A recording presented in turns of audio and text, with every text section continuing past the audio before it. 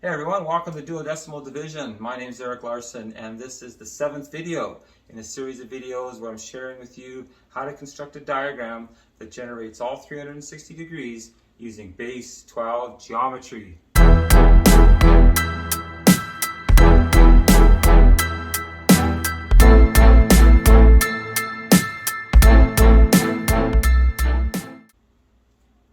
Okay, so here we are with the last section of diagram that I've already built. And as I've mentioned already, it's halfway to the full complete drawing for 360 degrees. But this is an important landmark, so to speak. At this point, we're at the 15th ring, and you can see that we're generating all of the actual degree lines. You can just count up here, 1, 2, 3, 4, 5, 6, 7, 8, 9. And here I've got these two symbols. Actually, I was using A and B, but these are called dec and L for the 10 and 11. And then, you can count either base 10 or base 12 and we get to 13 or 15, depending on how you're counting.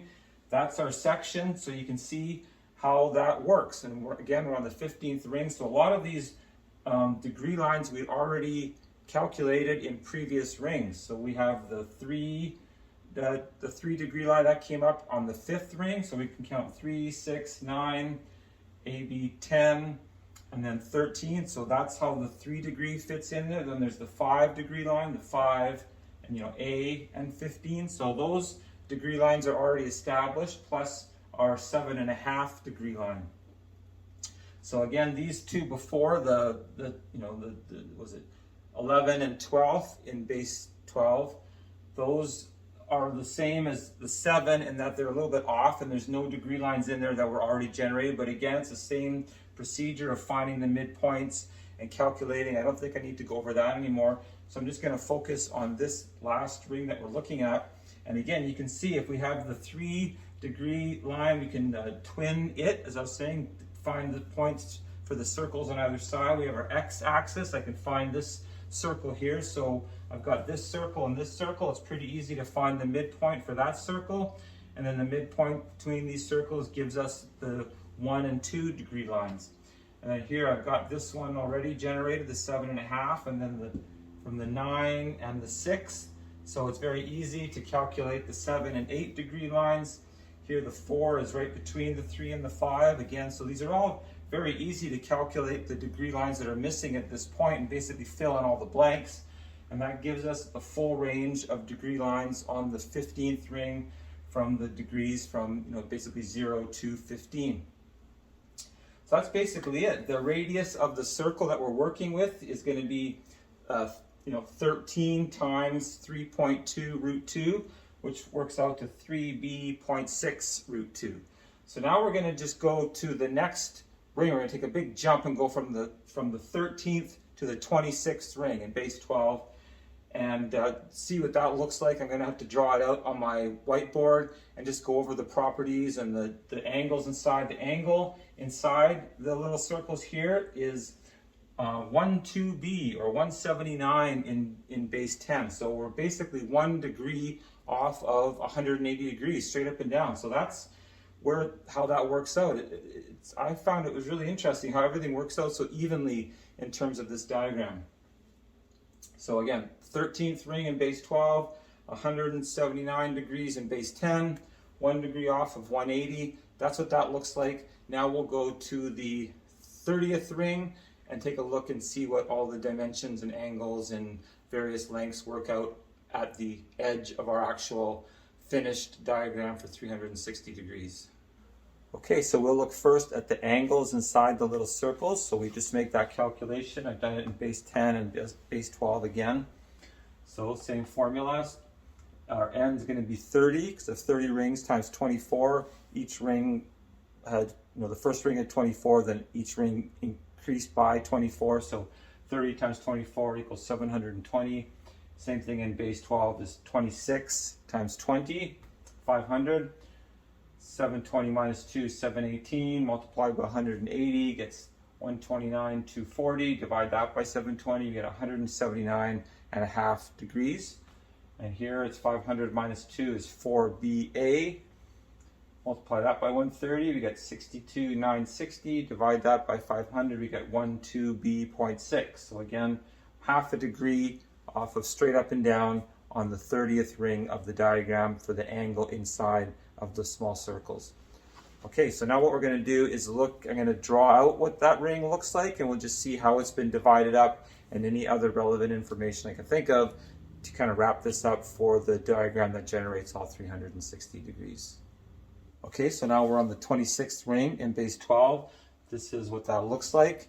And so I'll just go back and kind of go over how we got here. You know, the very first ring was had 12 of these circles in it. So our 30-degree section had one of these large rings. And so when we divided that by 4, we got 7.6. So that first ring was divided into sections of 7.6 degrees. And then the next ring, we added another of these circles to the 30-degree section. So we had 8 divisions of that 30-degree section. So 26 divided by 8 is 3.9. Again, 26 is 30 degrees in base 12. And then we just keep doing that, and this is what generates the sections of degrees for each ring. And of course, they're getting smaller and smaller. So here's 2.6 on the third ring. That was where we got our 5 from, 2 of those. So here's our 2.6 on the 30th ring, and you can see how much more it's been divided up as we've had all those progressive rings in between since then. 1.A6, 1.6, 1.3. Here's our first repeating decimal, the 7th ring. So it's really interesting to see how evenly everything works out for those first 6 rings, and then really continuing. 0.B3 degrees, 0.A degrees, 0.9 degrees, 0.82 repeater, 0.76. So here's at 26 divided by 40, 0.76. Here it was divided by 4, 7.6. So we're getting some spots where we're just dividing up our earlier degrees into tenths, base 12 tenths. And again, how this all works out so well in base 12. Okay, so then eventually we got to 0.6 degrees, which was our last ring that we looked at, the 15th ring. And then we're basically doubling that. So on the 15th ring, that 0.6 degrees was halfway up the little circle. So now halfway up that little circle is half of this, which is 0.3 degrees. Okay, so now what we'll do is go to the next section that we kind of skipped over, and I'll just put all those equations on. We can see what the degree sections are of all the rings in between the 13th and 26th rings in base 12. Okay, and so here are all those equations with the answers, the degree sections from the 15th or 14th ring to the 26th. So again, we're just working our way from 0.6 degrees down to 0.3 degrees. So 0.5, 0.576, 0.536429. You can see 0.5. We're going down to 0.4, more repeating decimals in here, but here's 0.39. On the one just previous, it was 26 divided by 8 was 3.9. So again, the decimal is sort of swinging over. It's working out evenly in base 12. And here's 0.34, and then all the way eventually to 0.3. So here we are. This is the 30th ring. The first little circle here, halfway up, is our 0.3 degree, and that's the section. So we're counting in 0.3, 0.6, 0.9. Here's our 1 degree line here, then 2, 2.5, 3, and so on all the way up. Again, this is our x-axis. So our 15th ring was 3b.6 root 2. That was our x coordinate. So now we just multiply that by 2. We get 7b root 2. That's the x here. Could also calculate that just by saying 3.2 root 2 times 26. 26 rings. Each of the rings is 3.2 root 2 wide, so to speak. Okay, I think that's it as far as the degree sections, what that looks like. Again, now you can sort of see we've created a new way of looking at the circle and the circumference, the degree lines, how there's all these empty spaces. And even at this point, we're still just dividing the diameter into the circumference, and that's it. We're not adding anything extra. So all of these little circles added up is the diameter of the circle at this point, and all the empty space is simply what's left over, and it just works out evenly to some kind of factor of 0.0 or yeah, 0.006 root 2. 0.06 root 2, that's right. Trying to keep everything in my head. 0.06 root 2 is the thickness of these lines, and they're all, you know, coming from the center, all those degree lines. So this is a new way of looking at the circle. We've taken that empty space that's left over, and instead of trying to fill it up, we just spread it around evenly, the circumference of the circle. So I think that's as far as I'm going to go now. I feel like we've got to a certain point where we've done all the divisions as far as the circumference, but there's more to come. And I think what I'm going to do now is kind of end this particular series of how to construct the diagram. But we're not finished with this diagram, because what I want to do next actually is take these circles. I've made some little cardboard cutouts here, and we're just going to consider what happens when we turn this like that.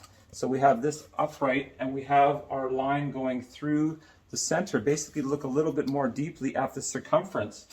And what's the relationship? Because we can create that same thickness, that same thick line. We want to have the same line in our circumference as we have for our diameter, our degree line. So we really want to go a little bit deeper into this new model we have of the circle, and just what's happening on this circumference, and what happens if we go farther. So far at this point, we've generated 720 points. So that's base 10. 720 points, all the points between the circles where those degree lines line up and kind of pointing at each other.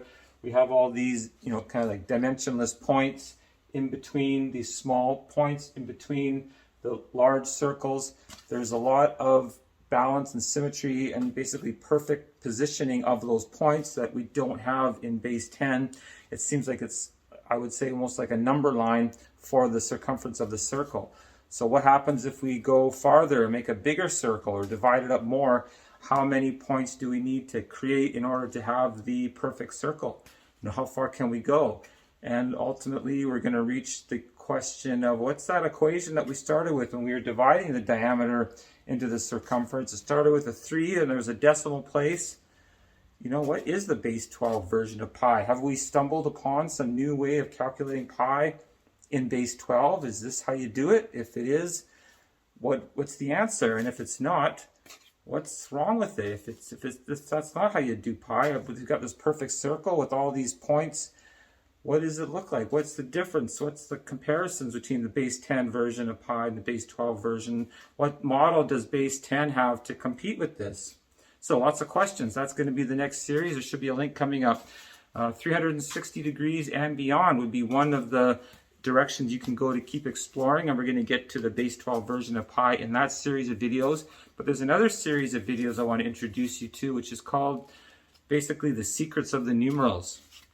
Something else that's really interesting that I discovered in my explorations of all this base 12 geometry was that whoever created this idea for 360 degrees and came up with the diagram and the model I just showed you, whoever originally, you know, gave us that from our past, they also gave us our numerals. We inherited the design of our numerals the same way that we inherited the concept of 360 degrees. Somebody came up with it already, and those numerals that we have actually contain a lot of geometric information encoded within their actual design.